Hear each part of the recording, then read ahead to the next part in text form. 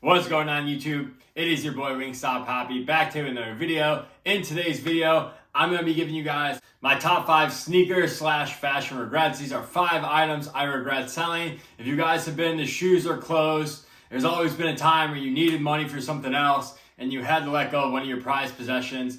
And that was me in 2020 during the COVID year. I had to get rid of some of my very hype sneakers slash items I really enjoyed having. But at that time, I needed the money more. Hopefully you guys enjoyed this video. But as always, before we get into the video, please hit the like, subscribe, and feel free to follow me on Instagram down below to see how I style all my sneakers and outfits. And with that out of the way, let's get into the video. Coming in at number 5 on this list is a pair of New Balance. And this is the first ever collaboration between aimeleondore and New Balance on the 997. As most of you know, the LD collabs with New Balance are super hype. I actually was able to get the first one. I made one of my friends camp out for me in New York City to get the 997, and I was able to get the exclusive in-store colorway, which had the red tongue on it. Now, to be quite honest with you guys, I'm not the biggest fan of New Balance 997s. So I strictly just put them on this list because right now these shoes are worth a ton of money because it's definitely hard to find like a dead stock pair and people are charging crazy amounts for used pairs. So right now I kind of regret not having them because I could have made a shit ton of money off them.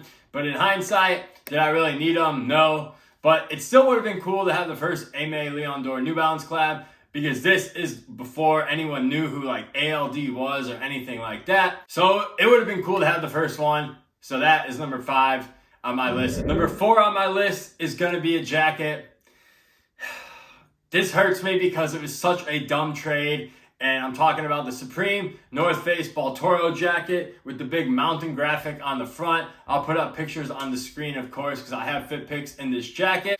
And to be honest with you guys, I traded this jacket for the USA box logo, the American flag box logo.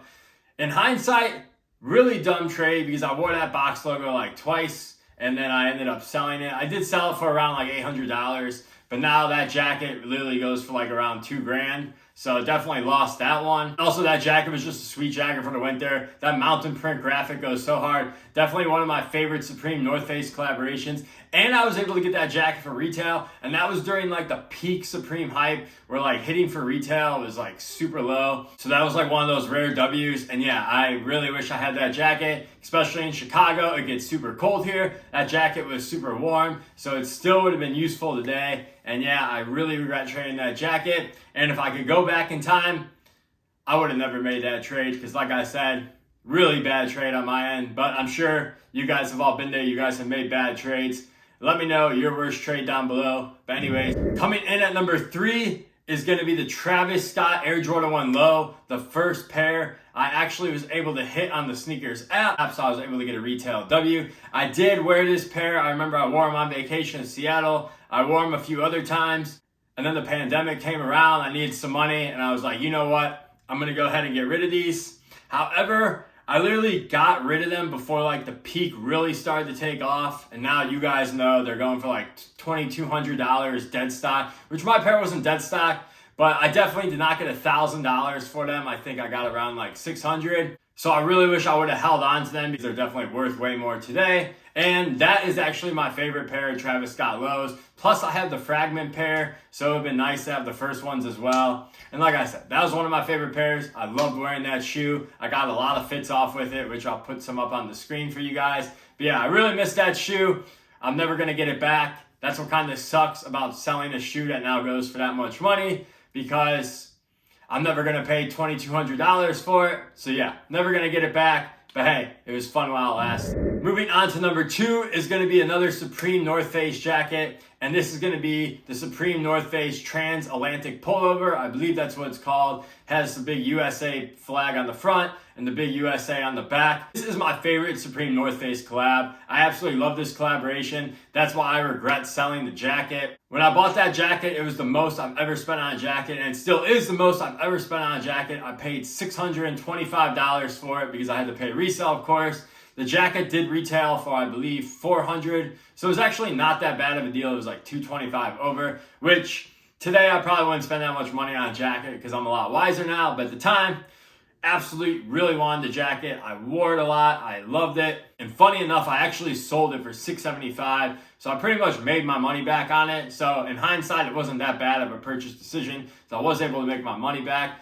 But honestly, I missed having that jacket a lot. It was like one of the coolest, most unique jackets. Whenever I wore it out, I got so many compliments on it. And yeah, I really just miss having that jacket because like I said, it's my favorite Supreme North Face collaboration.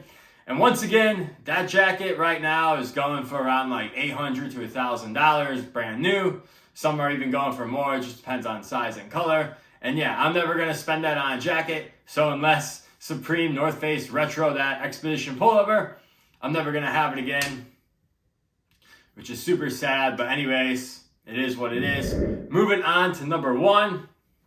Now number one is a special one, not because Virgil Abloh passed away, but because this was for his exhibit in Chicago at the MCA. And of course, I'm talking about the MCA Air Force Ones,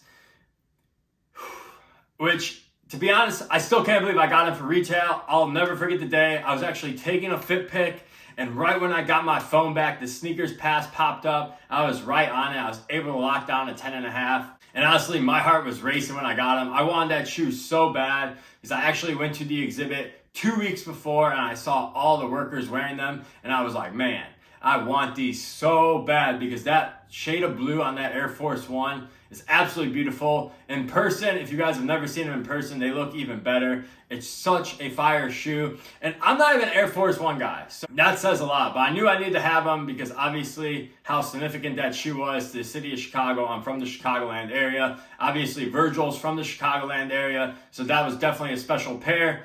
But like I said, that pandemic came around. And you need the money for rent, you gotta do what you gotta do. So yes, I let them go for a nice $13.50, which wasn't bad because I actually did wear them a few times. I think I wore them like 4 or 5 times. Obviously, I paid the $150 retail price, so still had a nice little come up.